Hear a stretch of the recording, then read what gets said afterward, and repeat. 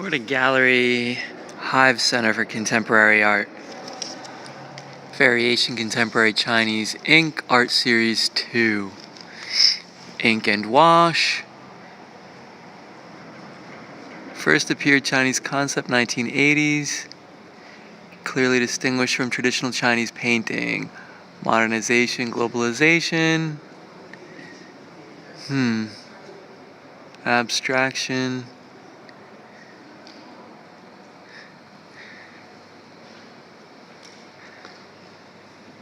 And I guess this is always here, part of the gallery. This living wall. So we've got African wall painting.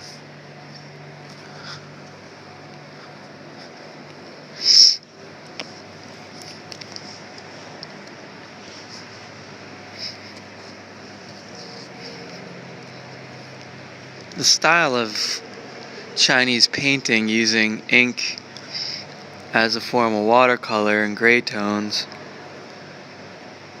is the ink and wash that I always associate it with, traditional Chinese painting going back centuries.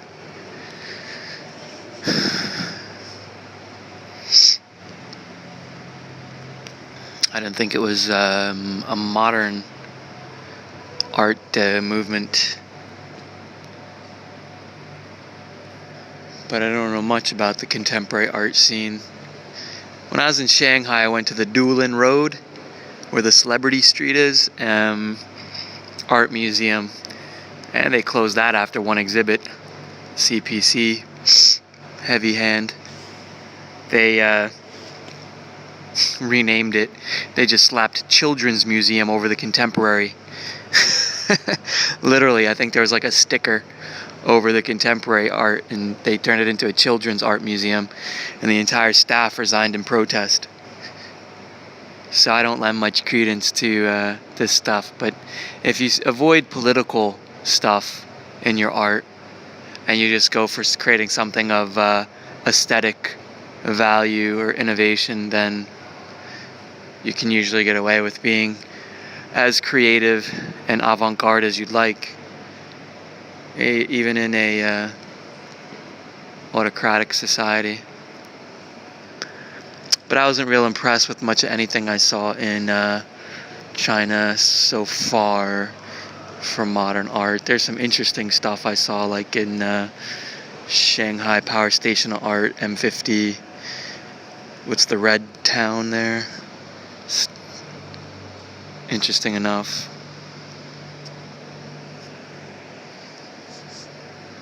Well, a lot of the problem with anything modern or contemporary is it's real hard to pick out the winners from the losers. You need about 50 to 100 years for that, I think. Although, I don't know. You see people like Damien Hirst making a living and thriving in their own lifetime, so not everybody has to be a, Van Gogh.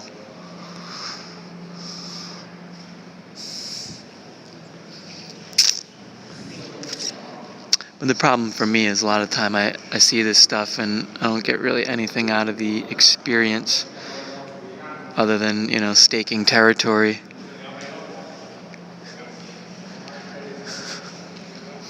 Intellectual and physical.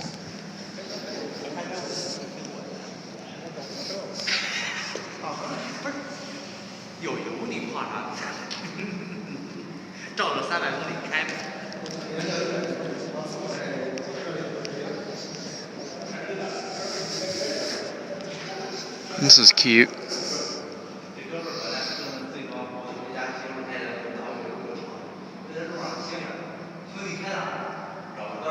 What's the Henry Marguerite painting with the pipe?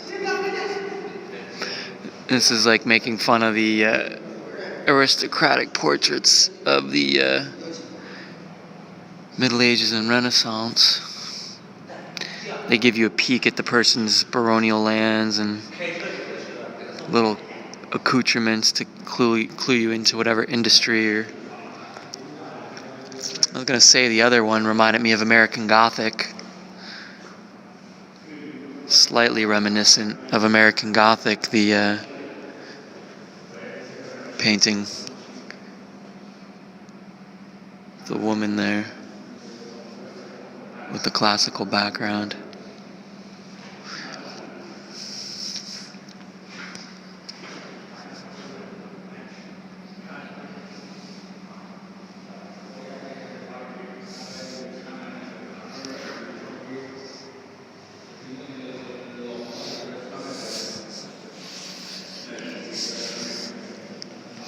A lot of times when you create a work of art, I think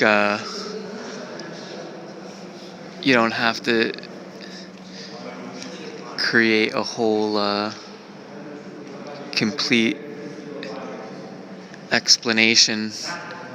You can just hint at things, which is nice, because if you're going to make a plot in a movie, you usually have to wrap things up pretty neat. I mean, in today's ridiculous Hollywood, you can get away with a lot in your plot. Huge, illogical holes and anachronisms and that sort of shit. But if you're making a painting or something, you can just kind of hint at something and people's minds will fill in the rest. A lot of stuff is taking the old concepts and making fun of them, or playing cute alternatives on.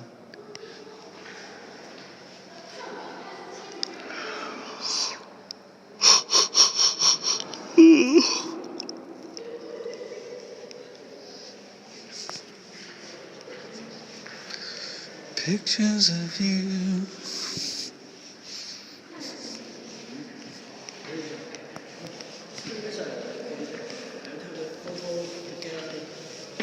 You want me to take your photo? Yeah. I'm recording a video, or I would. Sorry. Yeah, thanks.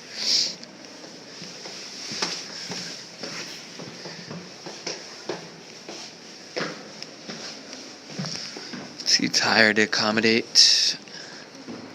Sometimes it's not clear whether they want you to take a photo of them or pose for a photo. There's a thing you have to get used to when you travel to China, that people are visiting the city, particularly around the holidays, from a province, and it's a fun souvenir for them to have a picture taken with a white person, or I guess any kind of foreigner. You'd probably be more popular if you were black. Actually, I would think you would probably get stopped constantly, whereas for me it might be like every now and then. Although if you're walking in a really crowded place like the Bund, it might be more often, but they kind of want to take their picture with you, which can be a little weird because you don't know the person. They want to kind of pose with you and have photos taken. And I had one time, I think it was in Suzhou at the zoo, and the lady's mom was taking the picture, and it was real blurry and shaky because she wasn't holding the camera still. So the girl must have taken a dozen photos with me, and finally I had to say, okay, I hope one of them is good enough, because she kept checking it, saying, no, one more. I was like, it's getting a little weird. You like any of this stuff? I like the nun with the chihuahua, or is that a kitty? It's one of the hairless cats. Siamese kitty. Sphinx cat. Which one? You know the cats with no hair? They call them sphinxes. Hairless cats. And they look real weird. Everything looks exaggerated and bigger because they don't have any fur. Yeah, it's pretty good. Yeah. Bye-bye, thank you.